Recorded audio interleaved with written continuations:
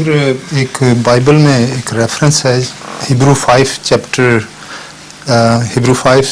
7 میں، ہیبرو 5 اور باب 7 جی اس کے الفاظ جی ہیبرو 5 چیپٹر 7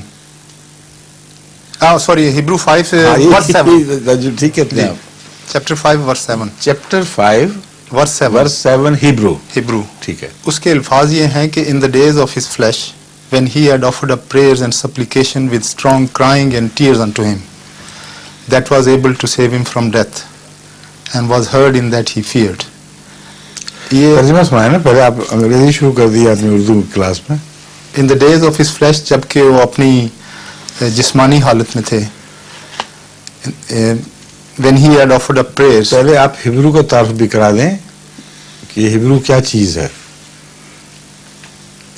یہ جو بائبل کی 4 بنیادی کتب ہیں ان میں سے نہیں ہے، جو بعد میں اپوسٹلز نے بعض خطوط لکھے یا بعض اور تبصرے وغیرہ کیے، ان پر مشتمل جو کتابیں بائبل میں انجیل میں شامل کی گئی ہیں ان میں ہیبرو ہے. ٹھیک ہے کہ نہیں؟ جی.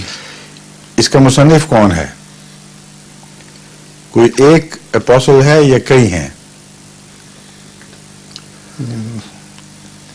جب آپ ایک حوالہ دیتے ہیں تائید کے لیے تو اس کا تعارف ضروری ہے، ورنہ احمدی پھر اسے صحیح معنوں میں استعمال نہیں کر سکیں گے. سمجھے؟ جی. تو آپ اس کا ہیبرو کا پورا حوالہ اس کی تفصیل دیں، پھر دیکھیں گے کہ ہمارے کام آ بھی سکتا ہے کہ نہیں. یہ عموماً راشد صاحب عموماً اپنی تقریروں میں یہ آپ ریفرنس دیتے ہیں. راشد صاحب تو بتائیں پھر آپ بولیں.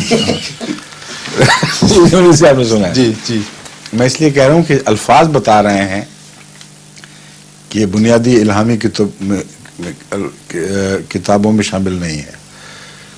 یہ سینٹ پال کے زیر اثر تعلیم ہے، اس لیے یا پال آتھر ہے اس کا یا کوئی اور اس کا مرید اس کا ہم خیال، کیونکہ جب وہ فلیش میں تھا جی جن دنوں میں، اس سے طبعاً یہ بھی استنباط ہوتا ہے کہ وہ خدا کا بیٹا تھا، فلیش میں بھی تھا، فلیش کے بعد بھی زندہ رہا اور فلیش کی حالت کے بغیر رہا. اب یہ جب آپ حوالہ تسلیم کر لیں کہ اس میں کوئی اہمیت ہے تو یہ ضمنی طور پر یہ بات بھی آپ اہم بات کے طور پر مان لیں گے، ورنہ تجزیہ کرنا پڑے گا ہر دفعہ کہ اس سے یہ بات امپلائیڈ ہے. اس سے معلوم ہوتا ہے کہ جو بھی لکھنے والا ہے وہ خدا نہیں ہے، ایک بندے کا کلام ہے جس نے اس عقیدے کو اپنی اس بات میں داخل کر لیا ہے. جب آپ اس طرح کہیں گے تو جو حوالہ آ رہا ہے اس کی کوئی حیثیت ہی باقی نہیں رہے گی. سمجھیں؟ جی. بنیادی ٹوٹ گئی اس کی. اس تشریح کے بعد اب آپ اپنا اصل حوالہ جو آپ کے نزدیک عیسائیوں سے مقابلے میں استعمال ہو سکتا ہے وہ اب سنائیے ترجمہ اس کا.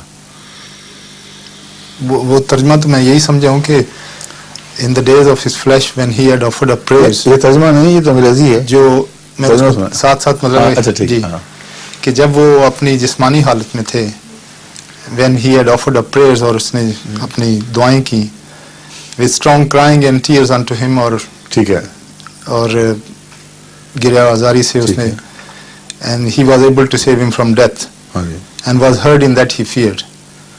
اور یہ جب یہ جو ڈیتھ ہے جی یہ سینٹ پال کے حوالے سے ہی بات ہو رہی ہے ساری.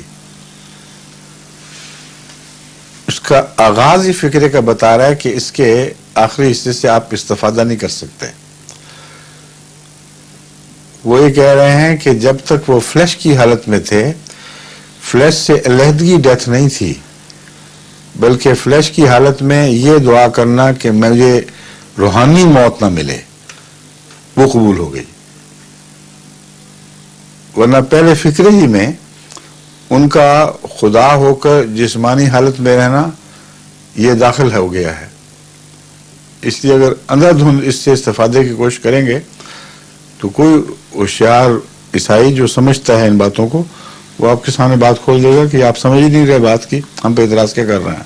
بات کی آپ کو سمجھ ہی نہیں، آپ ہم پہ اعتراض کیا کر رہے ہیں. سمجھ گئے؟ جی.